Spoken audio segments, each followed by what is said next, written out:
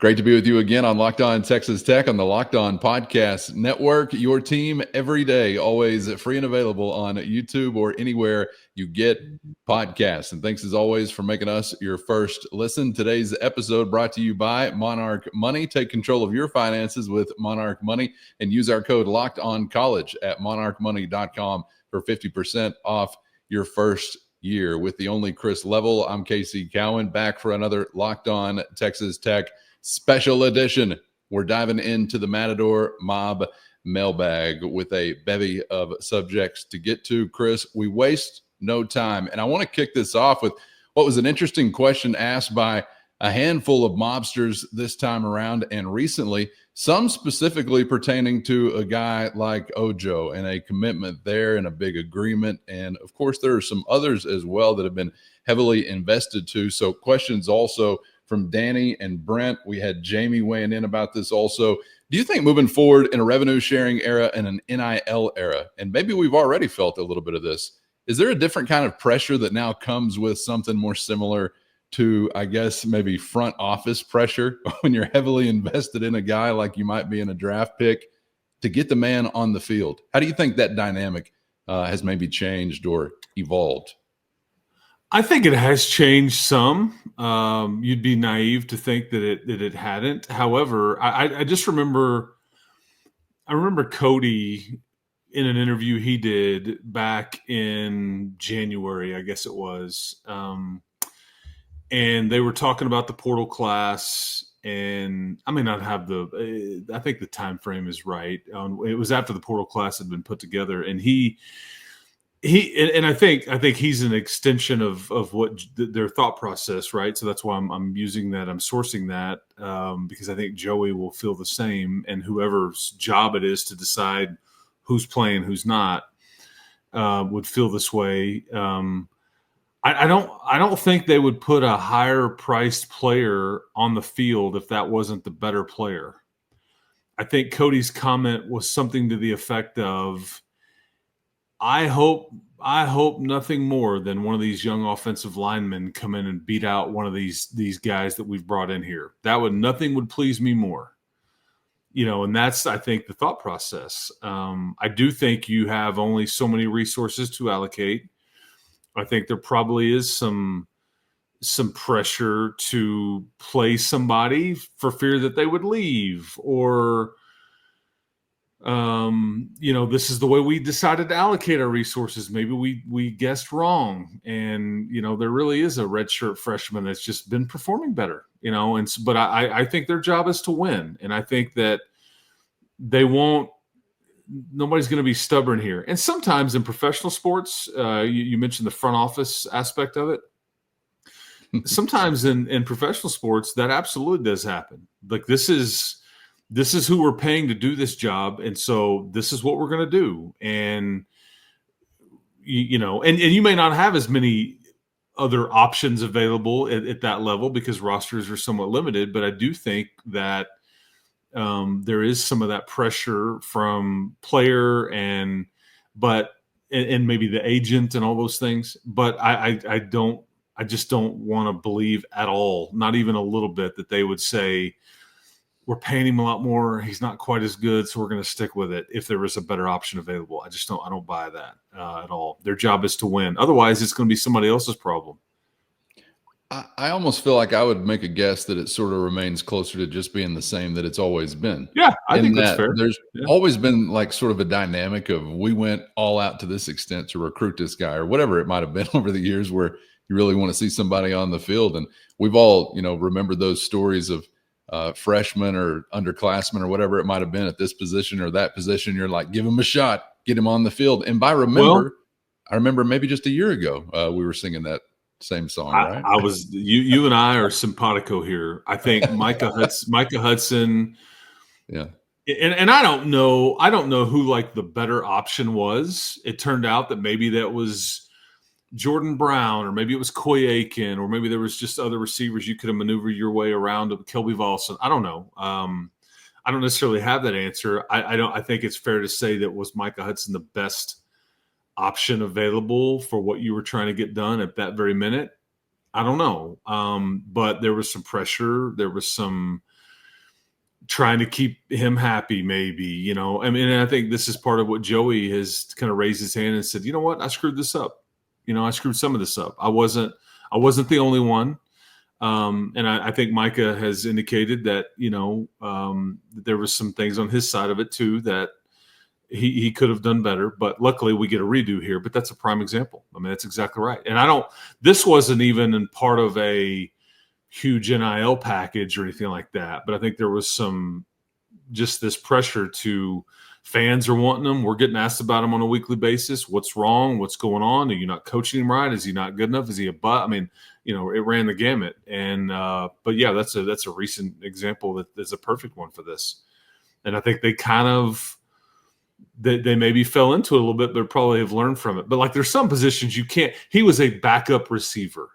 He was a fifth receiver. Some of these are not, I don't think you would be playing with fire with like your, a starter at a key spot on doing some different things. I don't buy that for a second. This was more of a backup, a freshman, but there may be some different pressures with a transfer portal guy for different reasons. But again, I go back to kind of what Cody Campbell said, like, hey man, I'm the one that's helped funding this thing. And if somebody younger is better, I'm all for it. Let's do it. But we're here to win. That's the most important thing. All right. Appreciate you for that question. This question here, sort of sticking with the thought of what you can do in the portal and how that impacts rosters moving forward, is from Brian, saying, with all the new depth money can buy, are the days of the freshman starter over? Give me a Big 12 championship and I really don't care, but I'm curious if that's a thing anymore. Kind of few and far between, I guess, anyway, but the days of a freshman starter, maybe even an underclassman kind of starter or impact player, are those gone by now that you can just immediately kind of change some depth fortune overnight in the portal? I mean, I think it's probably even more of an exception now than it used to be, but I still, again, if somebody comes in and is just wows you or is better, I think that there's absolutely an opportunity here. Now, there may be more in that freshman's way to try to crack the code, but in certain instances, depending on the position that they play or the way that the roster is constructed, and we'll see. I will say this though, like, I do think that we've seen, we've talked about this some this past week, but you brought in 25-ish new players transfer wise, and then you had your recruits too. And so, and you were basically that's really the average. Most, I mean, some teams, I think Rich Rodriguez said West Virginia the other day, they have like 56 new guys. You're not even anywhere close to that. I think those numbers will largely start to drop on average across the board. And so, with that being said, I think there would be more opportunities as we kind of reset the deck here for like incoming true freshmen to kind of work their way in a bit. But like, I don't know of any like example on your team this year that I would say, hey man, watch out for this guy. I think it would be very much off the radar or unplanned, but some of that is dictated by injury, or it's dictated by some player just came in and it clicked and he figured it out and he's much better than we thought, kind of thing. But I think your portal class was put together with the intent that didn't need to happen or doesn't have to happen, or you don't, whereas other times it's like, man, they better be really good in a hurry because we have no choice. I think you tried to, again, mitigate risk by not having to go that route. Thank you for that question. This one from Luke, a two-parter. If Tech doesn't make it to Arlington this year, do you think the offseason strategy is the same next time around? And with the obvious commitment to football through revenue sharing or NIL opportunities, would you consider Tech to be the best football coaching job in the Big 12? Okay, the first question is if I'll be real curious to see kind of whether you make it or don't make it to Arlington, what your offseason strategy is. And part of me thinks that it will largely be the same no matter what. I think you will be very aggressive I think the rules have changed. Now you have less resources that you can allocate now than you did before when it was unlimited, if that's the way you want to look at it. You have put yourself in a position where you can play ball where some others can't, with front loading deals and increasing your rev share, which spills into January and December and all those kinds of things. As far as like, so the question was phrased, is this the best job in the Big 12? First, today's episode brought to you by FanDuel. And summer sports are in full swing. Whether you're all about baseball under the lights, golf on the green, or high-stakes soccer, FanDuel's the best way to make every game even more exciting. You're already following the action, so why not make it a little more thrilling? And with FanDuel, you can get in on the game while your friends are getting sunburned at the beach. It's easy to use, fast to pay out, and makes even regular season games feel like must-watch events. And if you're new to FanDuel, new customers can bet only $5 and get $150 in bonus bets if your first bet hits. Again, new customers can bet just $5 and get $150 in bonus bets if your first bet wins. So open the FanDuel app today or visit FanDuel.com/lockedon to get started. So the question was phrased, is this the best job in the Big 12? Is that right? Yeah, given what we've seen as far as the commitment was the word that was used there. Yeah. I would say, Cowan, that this is kind of eye of the beholder. I think generally speaking, it is increased. It is definitely enhanced its place in that conversation. I think there were times where it was always like, well, you're in the state of Texas. I think they care. You can win there. There's not a ton of pressure. Now you can add resources and facilities all to these things.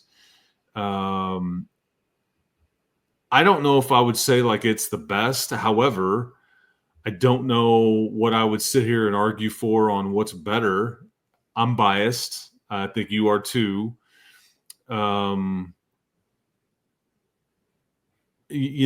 think BYU could make some of these same arguments. They've got a lot of resources and they've been able to step up and do some different things. Their facilities are nowhere near where yours are from a football program standpoint, but they have been able to win and they've got resources. I think Kansas State's a pretty good job, although, for all the geography smack that Lubbock hears about, Manhattan, Kansas is the same, if not worse. But I bet it's in the upper third without a doubt. I don't think anybody would disagree with you there, but you base this largely on, okay, where can I go and where can I win? And then what does winning look like? Am I expected to win 10 a year? Is 7 good enough?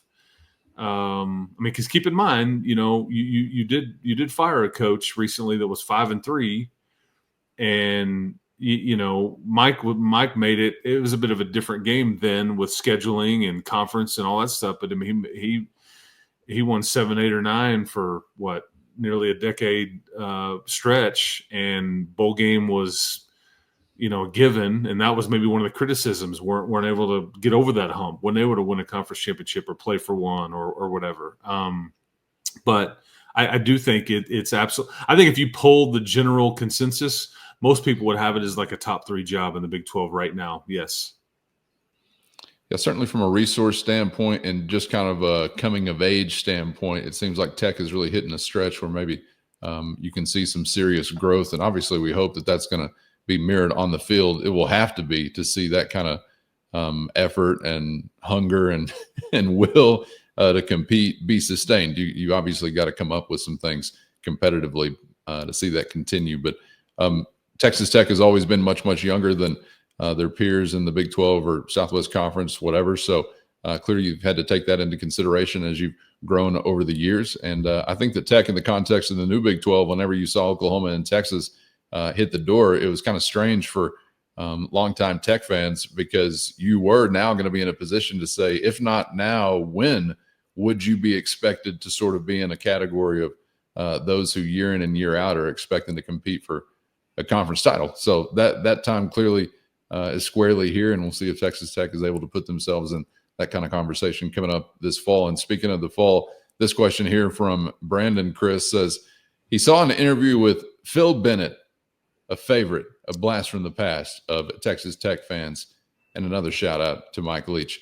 He was asked about Tech, and Brandon says he respectfully raised what Brandon felt like was a fair point, that both of Tech's new head coordinators or new coordinators on both sides are significantly young and inexperienced and in their first year here, and that Joey still overall is relatively inexperienced as well. So Brandon is asking for thoughts on what we think about that possibly being a disadvantage, and whether or not you think from supporters or big donors there's patience considering that aspect of kind of the makeup of the program right now. This is a very fair concern. We have touched on this throughout the summer. You and I have the same. I would even say that, like, internally they may not like talk about it openly, but it is something until it isn't. I think that Texas Tech, this is either all of college football or just Power 4. I can't remember. But you're one of only like 13 schools. It's either college-wide or just Power 4, one or the other. Point still stands. But you're one of 13 schools, I think, that has a head coach and then that returns that replace both coordinators. And so it's a bit of a smaller, and obviously defensively that this was your choice. Offensively, you had somebody that was sought by someone else and decided to go try to give it a go as a head coach, and Zach Kitley at Florida Atlantic. But that is it's a concern. Again, until it's not. And I do think there's probably some patience baked into this. Like, everybody's circumstance is different. And I think as much money as you've spent, as much as you feel good about your roster on paper, this is clearly something. Two new schemes, and how quickly can people acclimate? How quickly can everybody get a feel for things? You want to keep getting better as you go, as the season goes, but the way this thing is set up, you don't really have that time. I mean, like Utah, there's Utah media members like talking smack about Texas Tech. I got that sent to me yesterday. That game is becoming bigger as we go. And like, you don't have time to like grow up or learn together. Like, it's got to be now. I mean, I just don't want to see what life is going to look like if you go to Salt Lake City and you're 0-1 in the Big 12 and you still got your whole thing ahead of you, and you still have trips to Tempe and to Manhattan, Kansas and Morgantown, and you got to host BYU and all those things. So anyway, but I do think some patience is baked in. I just know that they all know too, like, man, we need to fast track this bad boy, by all means, like, just figure it out. Like, so they may consciously be being simpler or being very intentional or whatever it may be, to try not to screw part of this up. I'd just like to state for the record, too, here on this podcast, we acknowledge and are grateful to be in the presence of a program like Utah that ran the gauntlet of the Western Athletic Conference in the Mountain West for decades, right up until about 15 minutes ago, and then most recently competed in a conference that was so good it ceased to exist. So believe me, we understand how blessed we are to be in the Utah sphere of influence. So thank you for having us. I just want to make sure we're all being peaceful and friendly out there, the Texas way, Chris. All right, thank you for that question. This question here, I do like, kind of considering, let's stick with the coordinator theme, but get to the offensive side of the football. Is there anything you think you could highlight as far as Baron Morton's experience from Kitley to Leftwich? And, the inexperience aspect of that, I think offensively for me, Chris, maybe I'm just jaded as a fan, but like from Zach Kitley to another young guy, all right, yeah, sign me up. What's new? It seems like on the offensive side, you're really a lot of programs just trend towards young coordinators or young minds. I don't know why, but what do you think the QB is going to be seeing that might be a little bit different or similar from Kitley to Leftwich? Well, he should be seeing much improved protection up front. And when you have that, when you have that, there's a lot of different things you can do, because that is the most important thing. And I would say especially his left side of the offensive line should be worlds better. The bar was low. Even if they're just okay, that's so much better than it was at times last year. I think that if I'm hearing what you're asking right, how much differently does Barron's world look in this offense, and like what is his play to play, what is his game to game, look like? And I do think this scheme it's a bit easier on the quarterback. I think it's meant to be. Okay, it's meant to be easier on the quarterback because it's like bang, bang. Like you either do this or that. And I think they consciously spread the field out more. I think that he's got less on his plate, I think. And don't take this, to the, like as the Bible here or anything. But I mean, I think that, large in part, I think that this is meant to put the quarterback in an easier spot. I don't think that he would ever, Mac Leftwich or Barron they wouldn't say it like that, but I think it does lessen their, ability to have to read through 4 or 5 different things and then go make a play with your legs if not. And I think it's pretty, straightforward. Plus, they should anyway. You should have really good players around you. And this is, Zach wanted to be explosive. And we talked about this a lot as we went along. You want to, have a 60-yard touchdown pass mixed in. You want to be able to run for whatever. I mean, what was it, a couple years ago? You were like, almost last in the country with your longest rush from scrimmage was like not even 40 yards. And okay, one, you lack top end speed with some of your skill. You did. Taj Brooks, for all that he was, that's not necessarily what you were getting from him. Now you need 8 yards of pop. Good. You need me to take it 65. Not going to happen. And then it's like, well, why are we not throwing deep more? Well, that takes time to develop, and you got to protect long enough to not get your quarterback killed to be able to launch those throws. Okay. But we saw some of that more mixed in last year. Caleb Douglas was on the right side of some of those.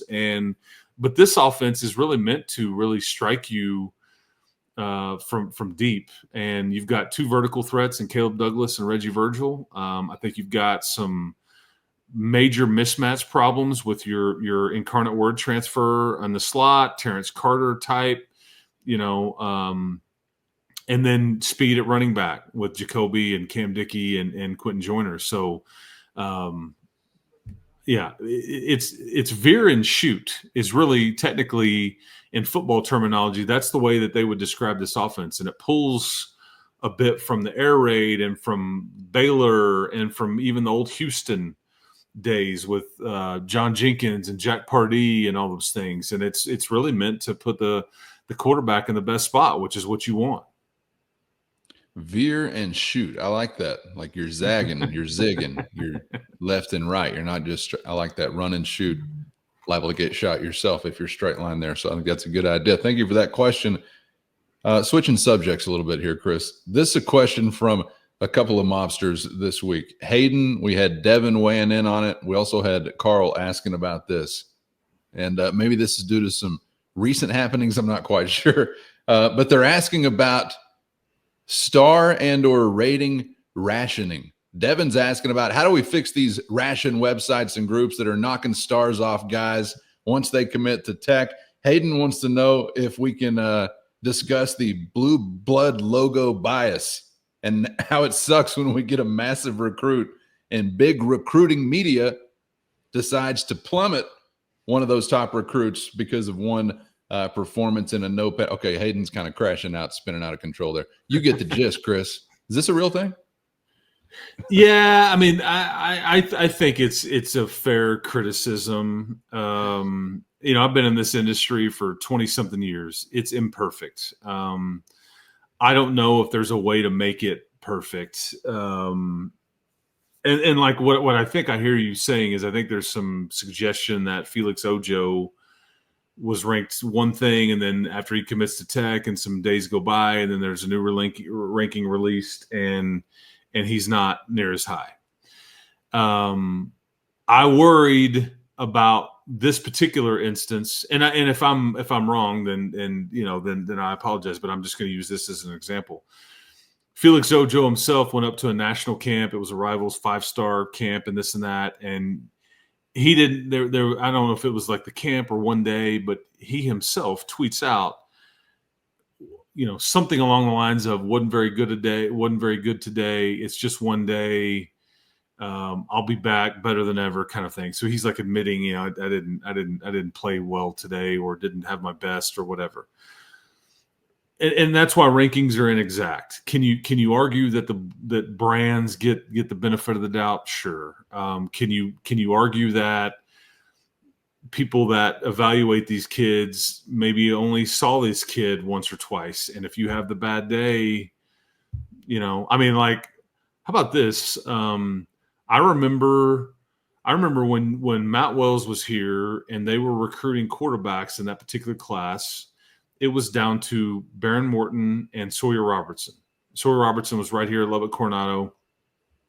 And it was well documented to me whenever they went to go look at him. They'd saw all of his games and everything like that, but they went and watched him in person. And he wasn't very good that day at all. Like it was like, whether he was nervous or he just didn't have it or whatever. And that kind of like they were already leaning toward Morton and like had already kind of wanted to go that route. And that kind of solidified the decision. And so, you don't, can a ranking go back up? Sure. I've seen Tech prospects get dropped much more than I've seen them go up, but you can also see kids raised back up because these are not like final rankings or anything like that. They take into consideration the season. And some of it is on our end of it. Like I would just say, like, for example, like RedRaidersports.com with like the On3 and the Rivals folks now, we have to try to do a better job at times of helping tell the story of Felix Ojo or whoever it may be. It's just hard to sit here and say, hey, man, Ojo pancake like 36 people on this Friday night. Like you need to bump his rating up. Well, do you have film? Do you have, trying to, you base it on what you saw, you base it on how many offers they have. Again, it's all inexact. And I certainly get the Tech fans' frustration with it. You're not the only fan base that gets frustrated with it, but certain schools I do think get benefit of the doubt, and their high prospect rankings are wrong sometimes too. Like you slap a 4 stars or 5 stars on a kid just because he commits to X, Y, and Z blue blood university. And sometimes that's wrong too. I mean, remember Mike Mitchell? I do. Remember that name? Mike Mitchell was a 5-star Ohio State linebacker. Doesn't end up making it. You get him as a transfer when Cliff Kingsbury was here. He came here, and I think he barely played special teams. He was misranked. Now, when you saw him, you're like, my God, what catalog did you buy him out of? But he couldn't play. And so it's an inexact science. Yeah. And like to the contrary too, there's plenty of examples of like Tech finding a 3-star kid that ends up being an NFL guy.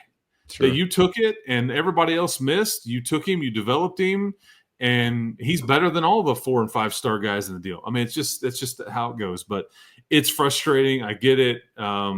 We try to do our best. It's imperfect. We're associated with the network, and it is what it is.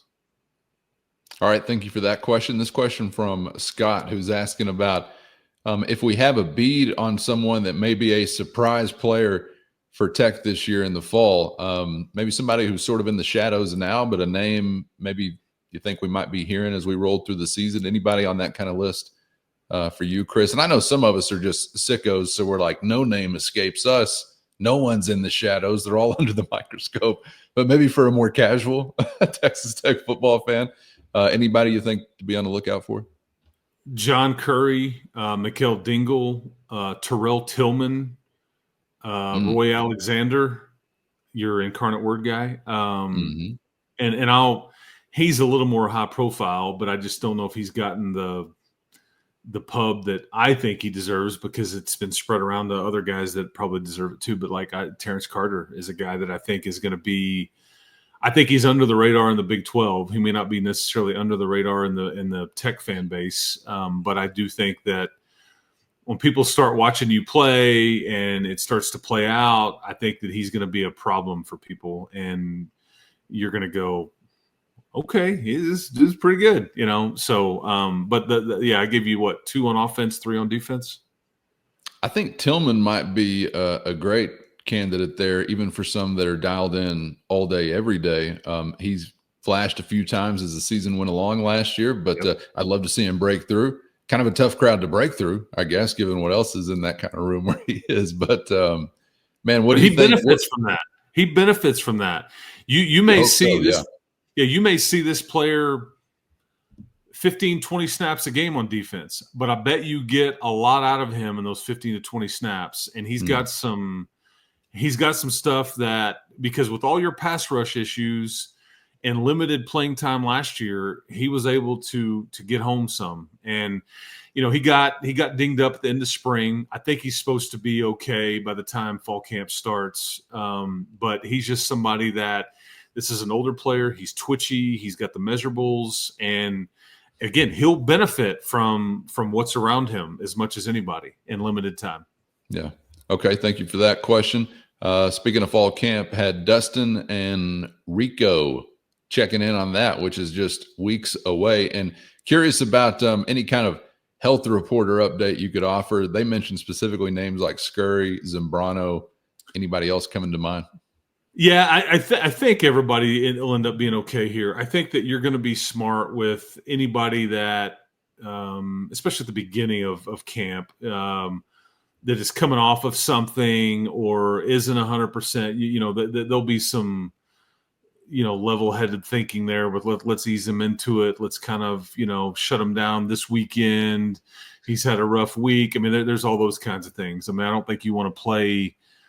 You know, you're going to hit. We talked about this. You're going to be physical. You're going to do some of the necessary things. But with kids that are on a list or coming off of something, I think you know that they have a star next to their name, and you kind of monitor them and you manage them and try to get everybody to the opener. And I could even, Joey would never say this publicly, but that's one of the positives there with your first 2 games. The way it should work is that you should be able to somewhat overwhelm these 2 teams at some point.